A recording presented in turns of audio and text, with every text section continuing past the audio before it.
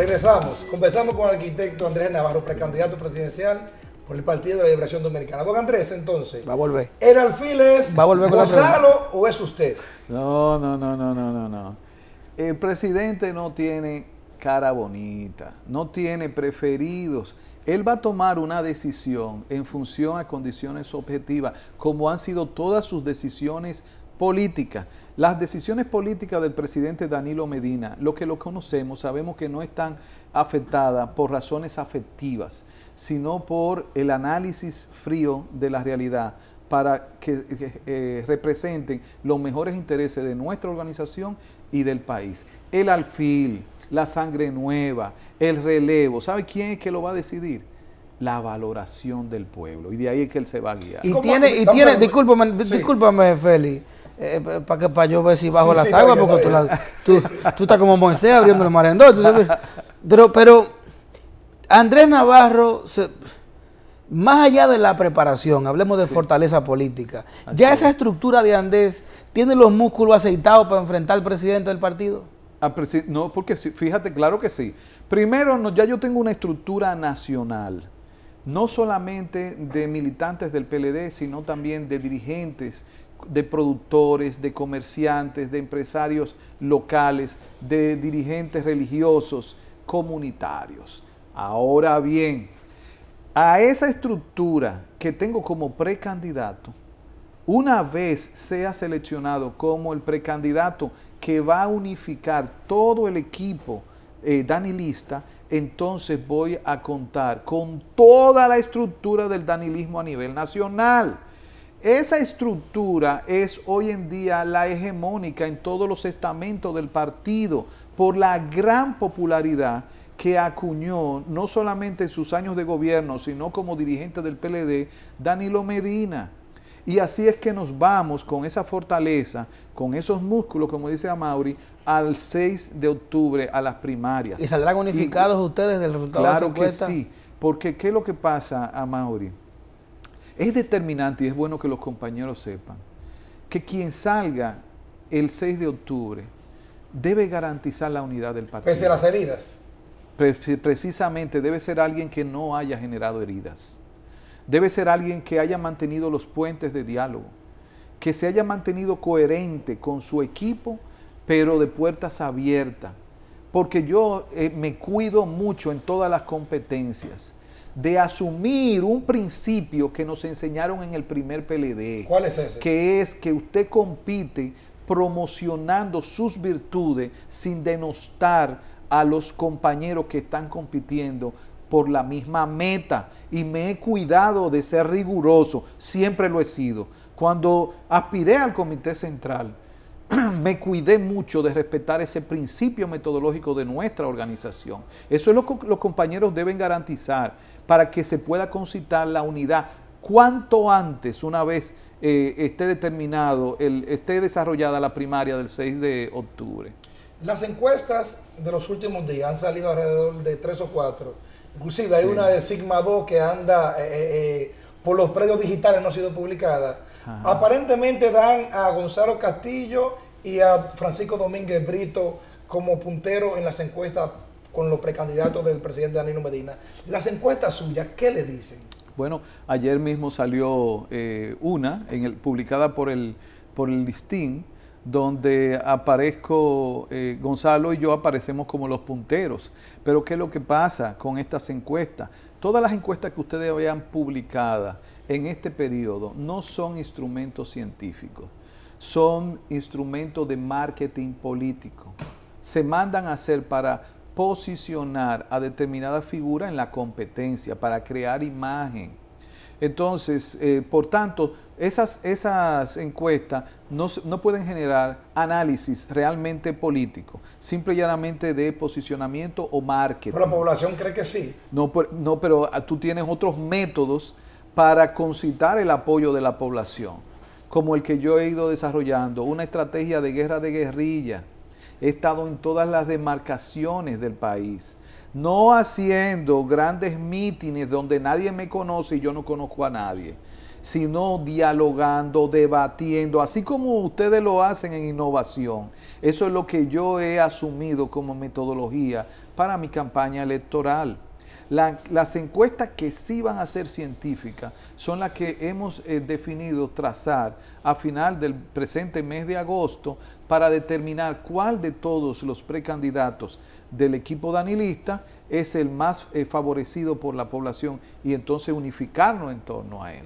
Las últimas encuestas establecen, por ejemplo, que las preocupaciones de la gente están centradas en cuarto, quinto, sexta posición, entre seguridad ciudadana, sí, temas de medio ambiente y uno de ellos, y quizás el más importante, el tema de transparencia. Sí, así es.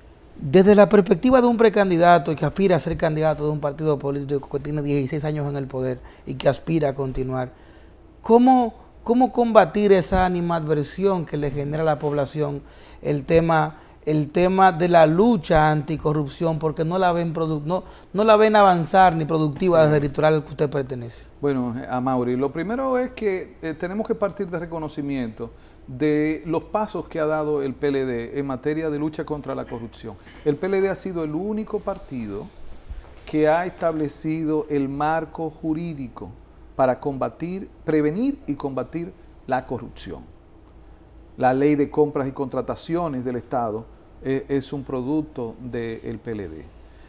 La ley de contabilidad pública, la ley de cuenta única del Tesoro Nacional, la ley de acceso a la información pública. Es decir, nuestro partido ha generado todo el marco jurídico. Ahora, el marco jurídico no es suficiente para tú tener resultados que satisfagan a la población. Tú tienes que llevar lo normativo a lo estructural, es decir, a las instituciones. Por eso es que el primer pilar de mi proyecto de nación es gobierno. Y gobierno significa un programa de reforma y modernización de todas las instituciones públicas para nosotros garantizar que esa normativa que ya preparó el PLD, que está en leyes, sea una realidad cotidiana en todas las instituciones que no sean útiles. Más que eliminar, refundir instituciones para unificarla en una sola. Quiero ponerle 3 ejemplos, sí, claro, para nosotros aumentar la eficiencia de la nómina y de los recursos públicos. Yo voy en materia del sector de inversión social, es decir, de las políticas sociales. Hoy tenemos un grave problema. Tenemos un archipiélago de múltiples instituciones, decenas de instituciones, haciendo política social sin agregar valor. Yo voy a la mayor parte de esas instituciones a unirla en una sola, que va a ser el Ministerio de Desarrollo Social y Familia, para dedicar todos los esfuerzos del desarrollo a la superación a la pobreza, la inclusión social al núcleo familiar en todo el territorio nacional. Hay otro sector que es el sector de vivienda. Nosotros tenemos múltiples instituciones del Estado construyendo vivienda, incluso algunos ministerios cuya misión no tiene nada que ver con la vivienda, construyendo vivienda. Eso no puede ser, porque eso te genera a ti un dispendio de recursos públicos y poca efectividad en la política, en el objetivo. Yo voy a fundir esas instituciones, específicamente el Instituto Nacional de la Vivienda y la Oficina de Supervisora de Obras del Estado se van a fundir en una sola y se van a convertir en el Ministerio de Vivienda y Asentamientos Humanos, con funciones de regulación del sector vivienda, con funciones de establecer alianza con el sector privado y social para el desarrollo de proyectos de vivienda y también con la capacidad ejecutiva para hacer vivienda de interés social a la población más precaria. ¿Usted qué tuvo en el Ministerio de Educación? En educación, yo soy compromisario de continuar la revolución educativa que el presidente Danilo Medina ha iniciado.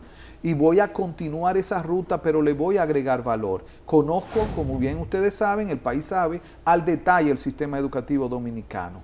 Un aspecto en el que voy a agregar valor es que voy a convertir todos los liceos del país en politécnicos.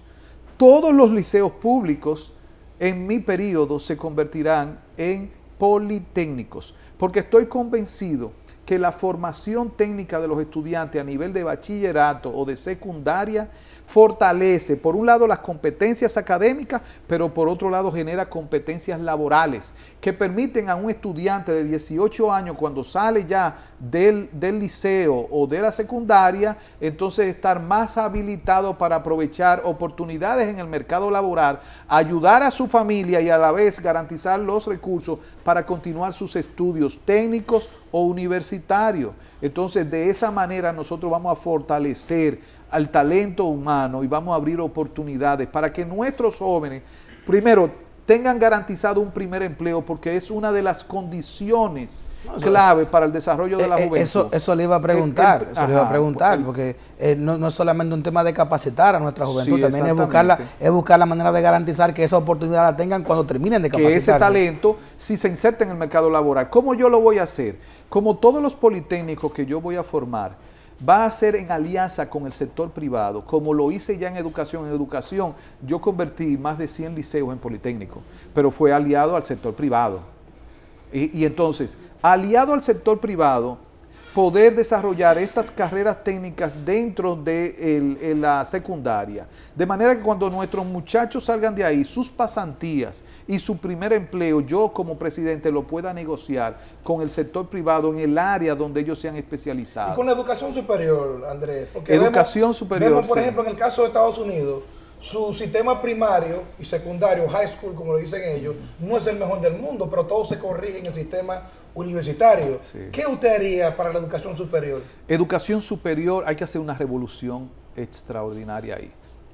Primero, tenemos que lograr que en todas las carreras el Consejo Nacional de Educación Superior lleve los currículums en términos normativos a currículum por competencia. Ya tenemos una extraordinaria experiencia con la resolución número 9 del 2015 del Consejo Nacional de Educación Superior, que convirtió el currículum de las licenciaturas en educación en currículum basado en competencias. Eso hay que hacerlo en todas las carreras para elevar la calidad de la formación de nuestros profesionales. Ahora, el dinero público en manos de Andrés Navarro como presidente va a priorizarse en educación superior en los programas técnicos superiores.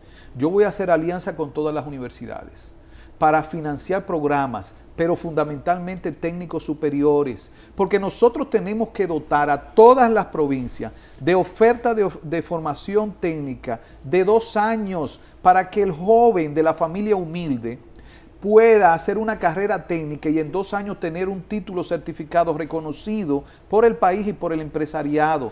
Esos programas estarán combinados también con los empresarios de cada uno de los renglones del país que estén presentes en las provincias. ¿Y con la corrupción qué usted va a hacer? Porque eso nos afecta a todos. Ahí, ese es uno de los retos, como decía a Mauri ahorita, de que aparecen casi todos los estudios de que le preocupa más a la población, el problema de la transparencia, de la corrupción, el problema de la impunidad.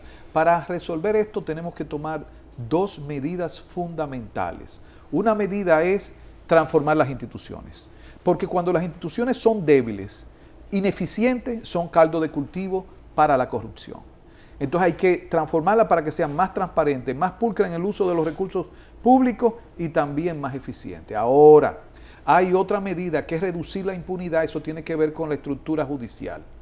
El Poder Judicial, pues, es un poder autónomo. Ahí yo no me voy a meter. Yo le voy a dar apoyo a ellos en su programa de reforma, pero yo no me voy a meter directamente como presidente. Donde yo me voy a meter de lleno es en la parte de la justicia que depende del Poder Ejecutivo, que es el Ministerio Público, dirigido por la Procuraduría General de la República. La Procuraduría va a ser transformada. Hoy en día la Procuraduría, además de ejercer la gestión del Ministerio Público, también está administrando las cárceles del país. Y eso en ningún país o en muy pocos países ocurre.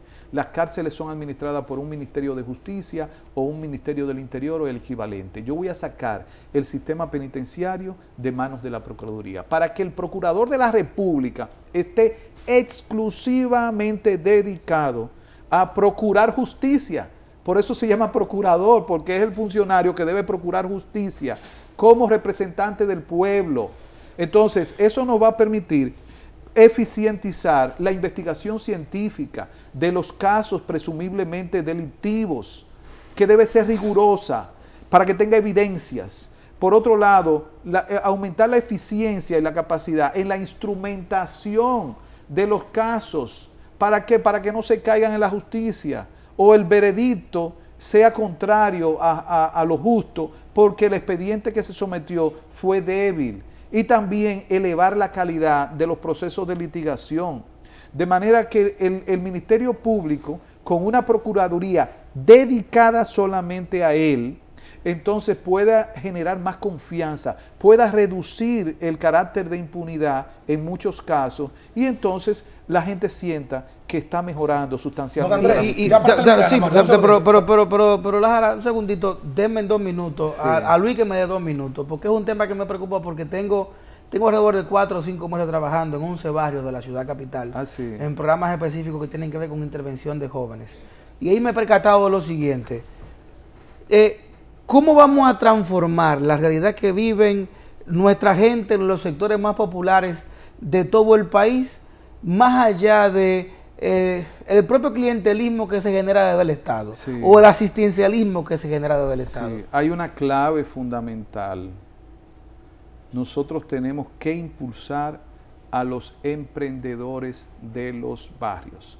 Los barrios de nuestras ciudades, por más precarios que sean, están llenos de jóvenes emprendedores que no encuentran un empujón, una ayuda, un apoyo, no para asistencialismo, sino para desarrollar algún tipo de actividad productiva que le genere oportunidades a ellos, a su familia y a la comunidad. Conozco a cientos de muchachos que son capaces en el ámbito de los servicios, en el ámbito de la producción de mercancías y en el ámbito incluso hasta del arte, a eso que le llamamos economía naranja, sí, que si tienen programas de apoyo a la creatividad, al emprendedor, entonces desprenden y se desarrollan. Sí. Esa va a ser mi clave. Eso es uno de las prioridades para la juventud. Andrés, para terminar ya, porque el tiempo se nos acabó, en las últimas actividades, inclusive actos públicos, lo hemos visto bailando usted. ¿Quién es mejor bailarín, usted o Leonel?